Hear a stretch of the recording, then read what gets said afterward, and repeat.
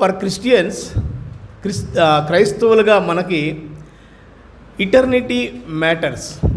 అంటే నిత్యత్వానికి సంబంధించిన విషయాలే ప్రాముఖ్యమైనవి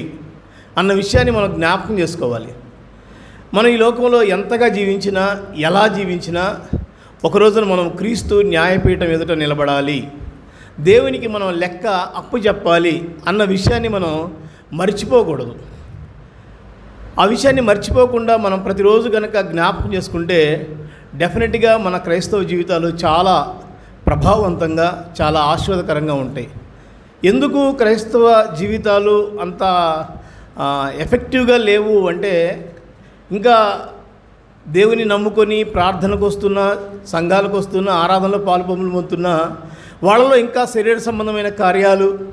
ఇంకా ఇమ్మెచ్యూరిటీ బిహేవియరు, ఇంకా లోకంతో కలిసిపోయేటువంటి ధోరణి, లోక మర్యాదలు ఎందుకు ఉంటున్నాయి అంటే, వాళ్ళకి ఆ ఇటర్నిటీ అనేటువంటి అవగాహన లేకపోవటం వల్ల, మనం ఈ లోకాన్ని విడిచిపెడతామన్న సత్యము వాళ్ళు జ్ఞాపకం చేసుకోకపోవటం వల్ల వాళ్ళకి ఇలాంటి